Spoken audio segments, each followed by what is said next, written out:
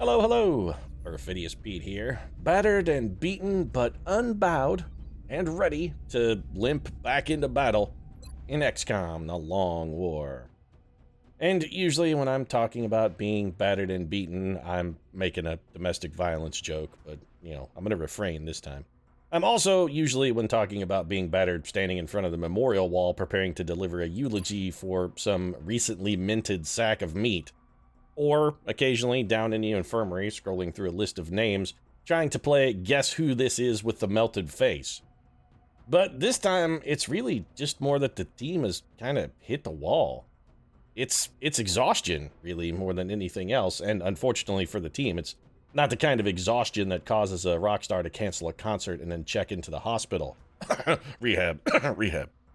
But, no.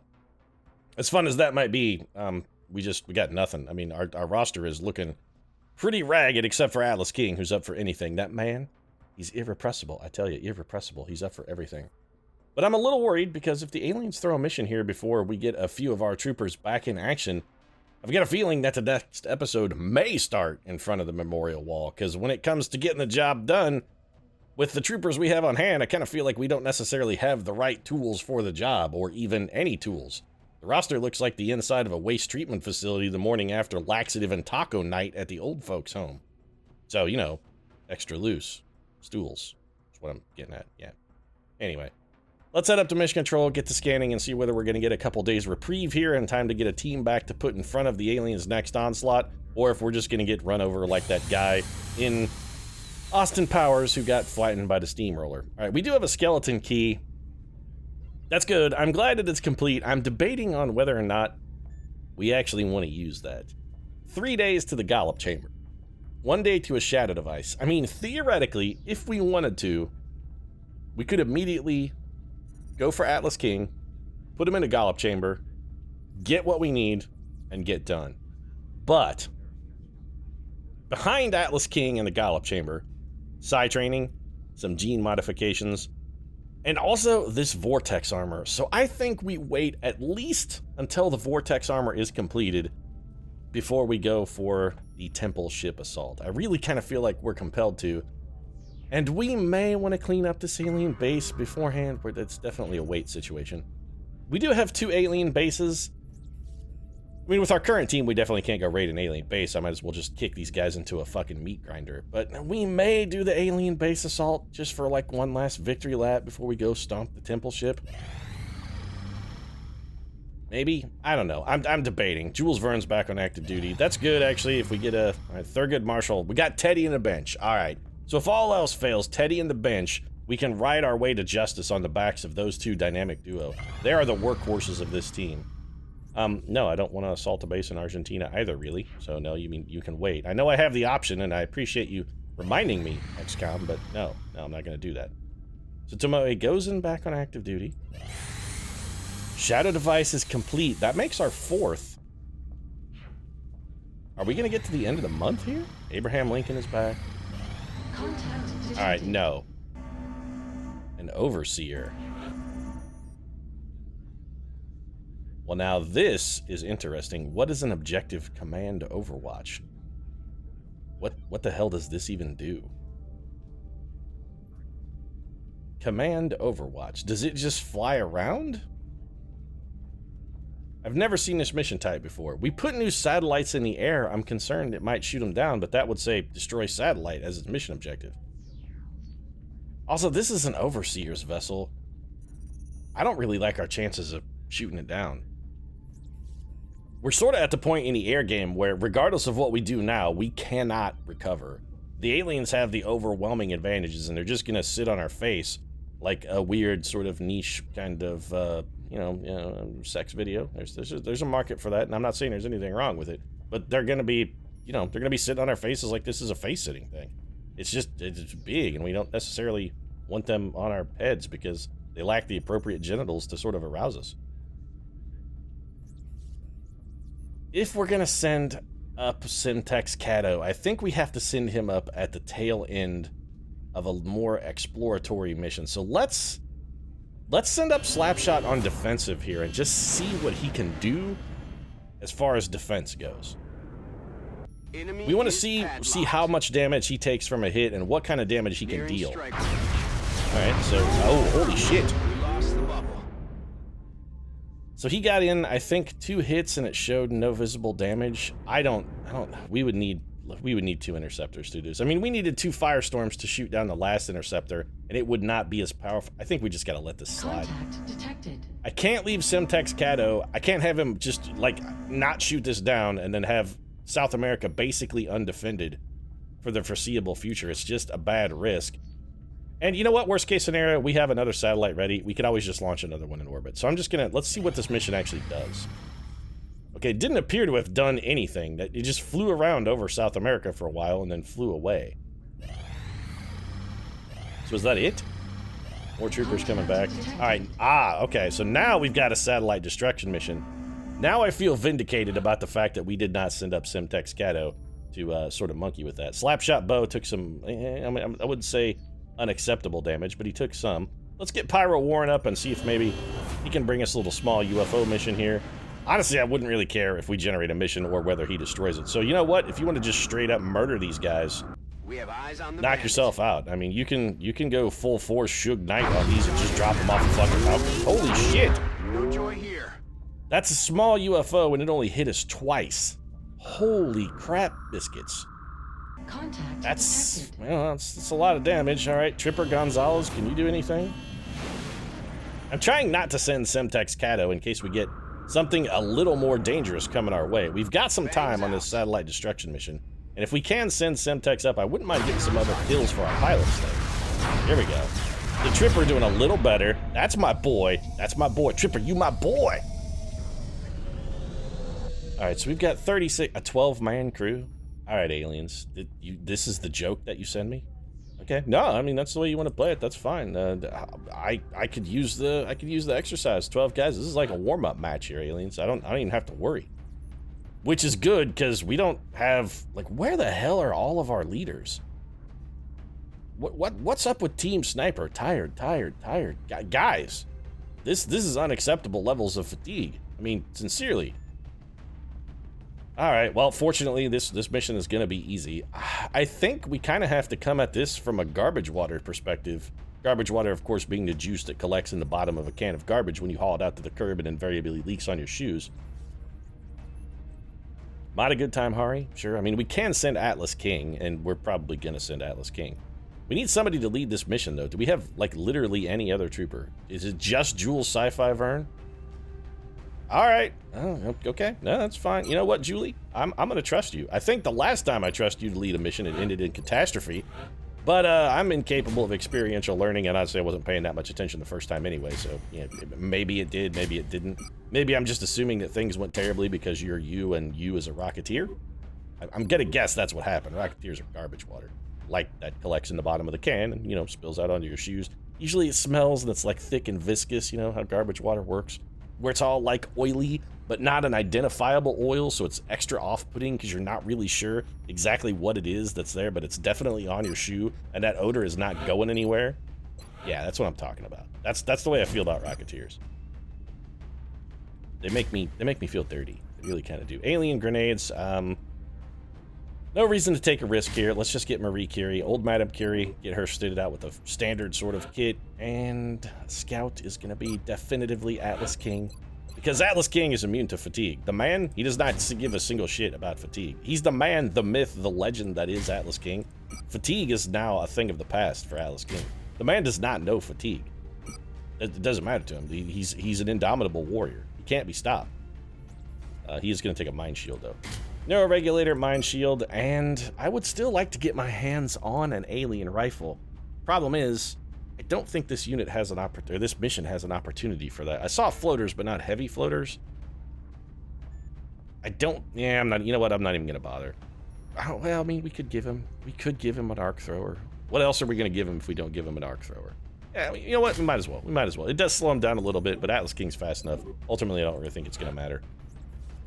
That's going to be it, though, as far as what I'm going to commit to the whole capture initiative. You've seen the level of commitment I have, and it's exactly one Atlas King with an arc thrower. That's it. Shock Attack Zulu going in. Standard kit out for old Shaka here. A little Plasma Dragon. We can't give you a narrow gun link, so I guess we're just going to give you a regular scope. Some armor-piercing ammo, and high-capacity mags. There are only 12 aliens on this map. It seems unlikely that we're going to need that many bullets from shock attacks. So let's just give him walker servos, try and keep his speed high. Assault team, we do have Teddy in the bench back. We also got Abraham Hardcore, Lincoln, the old master. I'm kind of comfortable coming at this, though. I mean, if we're gonna go garbage water, if we're getting it on our shoes anyway, we may as well. I mean, if it's already raining, why be concerned about getting wet? I completely dicked up that metaphor. Why wear a raincoat when it's already wet? I guess is actually what I was shooting for, and just completely fucking missed it. Yeah. You know, it's so that they can't see you cry when you're in the rain. That's why I, Perfidious Pete, like to take walks in the rain, because then no one can tell that I'm weeping. Rain makes me sad. Also, shouldn't that be like an Adele song, where she's just wandering around in the rain crying? That actually may be an Adele song. Probably Set Fire to the Rain, now that I think about it. And you know what? Let's just get stupid. Every time the aliens do this, they send a mission that's just like sort of a joke mission with like 9 guys on it. And then I do this. I lose all respect for the aliens, and somebody's gonna get shot and or killed because I'm gonna come at this with a terrible team and also play stupidly. I just can't help myself, man. I'm like a junkie. This is my crack, and I just want to get it in my veins as fast as possible. Even though crack isn't normally injected. I'm on the next level of my crack use. I actually inject the crack directly into my bloodstream. We do need a medic. We only have 1 shadow device right now. I mean, we sort of need a psychically active medic. That being said, we have literally 1 psychically active medic at the moment. Just the 1. And it's Ernest Shackleton, and I'm not, you know what, I'm not going to commit Ernest Shackleton to a 12 alien mission. I'm just not going to do that. So we're going to go with old Shirley Sweetheart Temple here. Go get him, sweetheart. A little plasma rifle, motion tracker, double med kits, because she can't really take anything else useful except a cognitive enhancer, which I'm sure, if history has taught us anything, she's going to get shot and break, Clara. Yeah, don't think I forgot about you, Clara Barton. I didn't forget. Like an elephant, man. I never forget.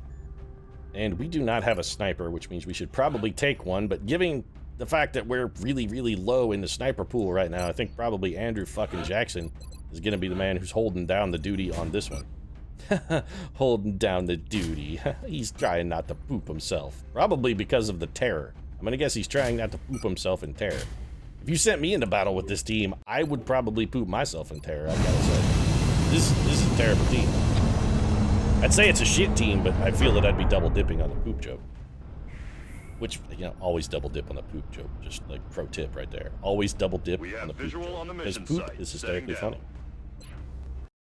Alright, John Wayne. We're moving into Argentina next. Yeah, for Operation Secret Chant. If it's that secret, Bradford, shouldn't you really keep it to yourself? But we have to secure the site. Is it a secret chant if you're just out here chanting it? I mean, it may be a secret until you start, at which point it's no longer a fucking secret, Bradford. Sweet mustache on Soon Sue, by the way. I can't say much else good about the man, but he does have a sweet mustache. I mean, it's not Samuel the Mustache Clemens sweet, but, you know, it's alright. Looks better than a naked lip. Nobody likes to look at a naked lip. Central, this is Big Sky. Strike 1 is ready to secure the craft. Yeah, it's fine. There are 12 aliens on this. This means there are either 2 pods of like 5 in a command pod, or 1 giant pod of like 9 in a command pod. And considering there are floaters, I'm willing to gamble on the giant pod, actually. That if I were a gambling man, and I am, you've seen me gamble with troopers' lives on a repeated basis, I would gamble on the 1 single giant pod. We have nothing at all on vision. Okay, where are we relatively on the map in relation to the actual craft itself? So like it's up here. Also, we apparently clipped through a hole in the universe because now the entire world is suddenly invisible. What the hell was that? I mean, it was weird is what it was. So where is the alien ship? It's... I honestly can't tell where we are on this map in relation to anything else. Did we come in sort of the standard start box? Man, it's been a while since that happened. Alright, maybe we did. 10-4. Alright, well, if we're in a standard start box, I'm not really worried about any of these moves potentially triggering an alien, so let's just... We're gonna advance brazenly. This is... I'm telling you, straight into my veins, folks. Straight into my veins. I just can't help myself. When you give me what appears to be overwhelming superiority, I'm going to try and capitalize on it by making the mission go fast every time. And every single time, it's a terrible idea. And every single time, I just do it anyway. It's the definition of madness. It's repeating the same actions and expecting a different result. It is the definition of madness, folks. Can't help myself. I'm drunk with power. Ayn Rand, you are... Time to motor. Your speed is just... It's simply unacceptable, Ayn Rand. Your work is also just unspeakably unacceptable, Ayn Rand. I've read The Fountainhead. Against my will. So there's a cyberdisk out there. Maybe we should not just completely fuck around then. Atlas King, if he runs into a cyberdisk, that's a fight he can't just get himself out of with a little bit of mind control, because cyberdisk is going to be immune. So if we are where we think, if we are where I think we are, if we be where I think we be, UFO, where you should have a pod like in this neighborhood? Actually, we totally don't be where I think we be. Alright, so anything at all. Vision on any enemies? Literally none. And also, we don't be where I think we be. We're coming in on the side of this. We did not come in... Wait a minute, we did come... What the shit is going on? We came in a really weird spot on this map. Really oddly bizarre. Alright, well... Okay. If somebody's gonna go do something stupid, and I have to risk somebody's life... Ayn Rand, that's you. I'm gonna get my revenge for the Fountainhead, Ayn Rand. Rest assured. Vengeance will be mine. I will be avenged for having, being forced to read that. Honestly, if I was out for revenge, what I should do is go talk to my junior year high school English teacher who made us read the Fountainhead, because she was really into Ayn Rand, despite the fact that Ayn Rand is really kind of terrible. Heading for that location. She was a big fan. Yeah, big fan. Ayn Rand, real bad. Real bad. Not a good writer. Running.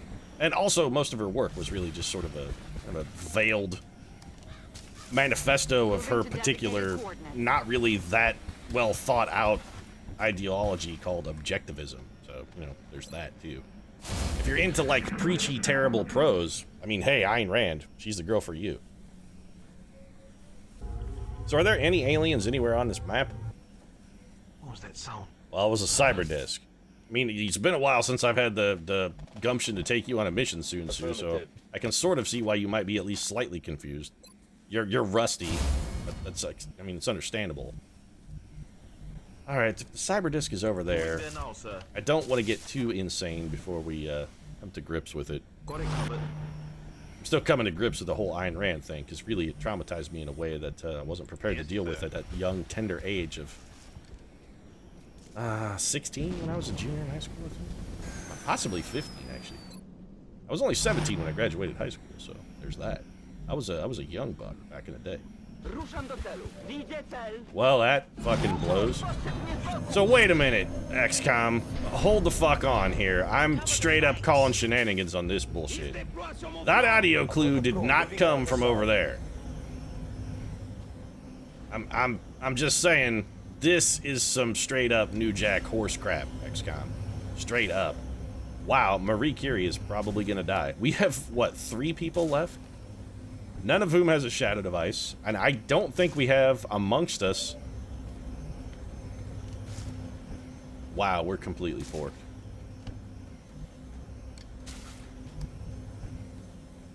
So the question is then, how best to deal with this? We're gonna get shot. I'm thinking airburst rocket, and hopefully we can get all these drones, and then the cyber disk doesn't just straight up kill something. I mean, that's pretty much all we can do, right? This does leave Jules Verne exposed to a ridiculously unhealthy level of aggression. He also didn't kill some of those guys, which is fucking awful. Alright, so Ayn Rand could run and gun, get to full cover, probably kill 1 drone. Marie Curie, if we were willing to leave her exposed, could definitely get a kill, but she would likely die in the process. Surely Sweetheart Temple does have cover, and I mean, we could throw a smoke grenade up here, but I don't think it's gonna matter. I really don't think it's gonna... Oh, don't tell me Shock Attack Zulu is gonna get shot again. Alright, you know what? The hell with that. Shock Attack Zulu is not getting shot. This is damage control mode, is what this is.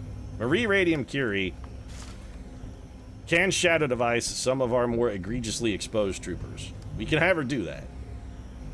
And we can also sacrifice Ayn Rand in the process. So I think what we're going to do is we have Ayn Rand, dashes up to here. Hopefully she can kill one of these drones. Never mind, she's just maybe dead right now. Well, that's terrible. She's down to 5 health. Okay, she's... You're luckier than you have any fucking right to be, Ayn Rand. Just that... The problem is, a grenade still kills Ayn Rand. If the Cyberdisc throws a grenade at her, she still dies. And I don't care about her being dead. I really, every single time I do one of these missions with, like, not a lot of enemies on it, every time this happens. It's a self-fulfilling prophecy every time, too, because every time it happens, I talk about the fact that it's going to fucking happen, and then, sure enough... Well, at least no one important's gonna die. Marie Curie, cover this shit up. I'm sorry, Ayn Rand, but I said I wanted my revenge for the Fountainhead. Looks like I'm gonna get it, because all that Cyberdisc has to do to murder you is drop a fucking grenade on your face, and you're done. And that is precisely what it's gonna do. No. What are you doing? It's running away? What the hell? It's trying to clever girl us? I mean, that's a terrible strategy, Cyberdisc. Do you have reactive sensors? You do not, but you do have damage control, so we need to kill you with the first shot right out of the box. 13 is a good start. And 19 is an even better follow-up, so Shock Attack Zulu gets the job done. 5 of the 12 aliens are down, and surprisingly, Ayn Rand still walks among the living. I'm shocked. Let's get Ayn over here. We're gonna have to try and patch her ass up. Atlas King, I heard floaters. I'm less worried about floaters because Atlas King can mind control those as a distraction. Which is good, because he's gonna have to. Alright, well, I mean, this is why we have Atlas King. This is why he's the greatest man in the history of the XCOM project. Because he's about to make this heavy floater his bitch. And it's probably gonna spawn the 2 outsiders that I assume are inside that ship. Yeah, there we go. We fully expected that to happen. One of those outsiders is remarkably powerful. Alright, well, Atlas King, I'd say he's in a bit of trouble, but he's Atlas King. It's not really that big of a deal. Also, we can straight up kill one of these guys. Picking the right man for the job is going to be the neat trick. We probably should not shoot at an outsider because I don't think we're likely to kill it. Well, 74% chance to critical. That's the little outsider. The outsiders are honestly more dangerous than the floaters, and nope, you know, we're gonna take a risk here. Andrew fucking Jackson, I want you to fucking murder this one short of the promised land. Actually, that could be the title of my autobiography, now that I think about it. One short of the promised land, the Perfidious Pete story. So, we gotta go, if we're gonna fire the rocket, it's gotta be the Shredder here. Actually, the Shredder doesn't really do anything other than hit the man that we have mind controlled. What about the direct damage rocket? Can we do better with that? Well, I mean, we could destroy a bunch of cover, which theoretically has some benefits. Shirley Temple cannot remain where Shirley Temple currently is. Also, Ayn Rand is now in a terrible spot as well. You know what, Ayn? Let's just go. I was gonna try and heal you, but it seems like doing that may be a terrifically stupid idea. Tandem warheads for Marie Curie, which is less than ideal. Honestly, I would prefer in this situation we had somebody with Bombard. Tandem warheads can get us some damage, possibly a kill, and destroy a whole shitload of cover. So all things considered, this is not the worst move we've ever made. And 6 damage is something. Shirley Temple, I kind of feel like Shirley Temple needs to go for a smoke grenade here. Jules Verne, I mean, do you have a regular shot? It's not despicably bad. It's not, I'll take it, it's fine. Nice whiff. War Dog? Yeah, it's not, you're fine. Sun Tzu, you do have lightning reflexes, right? Okay, you do. Ayn Rand doesn't. And I ran her into that, that was out of sheer inexperience and rustiness. I'm used to my assault troopers at this point having lightning reflexes. The fact that Ayn Rand did not have lightning reflexes did throw me for a loop. Fortunately, the Cyberdisc came up empty on the second shot. Alright. Also, Sun Tzu, when did you become French, by the way? I don't remember you being a Frenchman. Headed there now. I mean, there's nothing wrong with being a Frenchman. I'm just saying I don't think that's historically accurate, sir. Because we're all about the historical accuracy here at Project Lazarus. Yeah.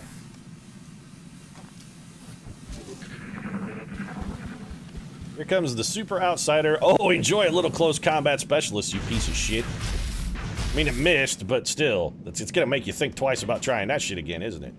Yeah, how do you like our friendly floater? Well enough to shoot him in the face with a 13 damage critical. I don't really care as long as you're not shooting at the rest of the team. I don't give a single shit. Oh no! Tragic loss to the project. Our victim was victimized. Feels like everyone's shooting at me. Weren't you French just a second ago, Sun Tzu? I could swear that like 13 seconds ago you were a Frenchman. Now you're very certainly not French and also suppressed. We got this. We're good. We're good. I'm confident we've got what it takes to bring this down. We're going to destroy that man's cover and then murder him. Also, some errant shots spinning off of our tree. Where's my sniper? Oh, yes, thank you. I need Andrew fucking Jackson. Andrew fucking Jackson. That man you left with 1 health last turn, if you could maybe finish that man off. You can't, because you can't see him. Well, kill the floater that's way in the back then. Say what you want about Andrew Jackson, he's actually only taken 2 shots, and they've both been pretty solid. Curie, this is full cover, right? It is. None of those guys are on Overwatch. They all shot at the floater, so Madame Curie advances. Madame Curie drops a grenade. We're going to get some damage out of both of this. I'm more interested in the cover destruction than anything else. So destroy the cover, Curie. Alright then, that's what we needed. That opens the door for Shock Attack Zulu. Shock Attack Zulu, he's lightning quick. He doesn't need much of an opening. Even the tiniest gap and he'll squirt right through. And that's both, you know, from like a combat perspective and in the sexual arena. You give that man even the tiniest opening, he'll squirt right through there.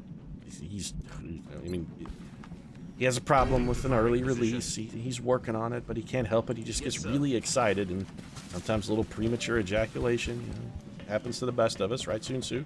Right, Sun Tzu? They don't call him the war dog all the time. In the boudoir, they actually call him the raw dog. Just, ladies, a little FYI there. Sometimes they call him raw dog. 37% chance to hit is honestly terrible. Is anybody else going to be able to do any better? Ayn Rand? No, I mean, Jules Verne could probably fly her fucking helplessly up there with a flailing rocket and do 1 damage if we need him to. Ayn Rand's run and gun is on cooldown. Shirley Temple could get a shot. Honestly, all we're doing is making things worse if we have her take a shot, though. We could just panic him. He has 1 health, though. Fuck it. Let's... Fine. Never mind. Atlas King just killed. I was wrong to ever doubt you, Atlas King. Operation Secret Chant, a spark from the Ayn Rand thing, a pretty strong success. Really, Ayn Rand should have been dead, and it would have been a Clara Barton situation all over again, and I would not have given a single shit that Ayn Rand was dead. I would have actually been happy. But I would have been very salty about the inevitable equipment damage. Fortunately, we should have avoided that. Chances for equipment damage there should be fairly minimal, because as we all know, I just desperately love that repair mechanic. 9 days in the infirmary. Come on, Ayn Rand. What are the odds you were going on a mission in the next 9 days? I mean, I bet it's been 90 days since you went on a mission, if you've ever gone on one at all. And no damage. Fantastic. That's pretty much exactly what we were hoping for, and I'm gonna wrap this one up. If you enjoyed the episode, feel free to drop a like down in the comment section. Of course, your support does really mean a lot. And if you'd like to listen to me rail against the inadequacies of Ayn Rand, as both a philosopher and a writer, I consider subscribing as well, because I do that shit pretty much every time I tender out of the barn, which isn't often, but, you know, you could catch them all. Fountainhead still sucks, by the way, Ayn. Anyway, thanks very much for watching, and I'll see you again soon.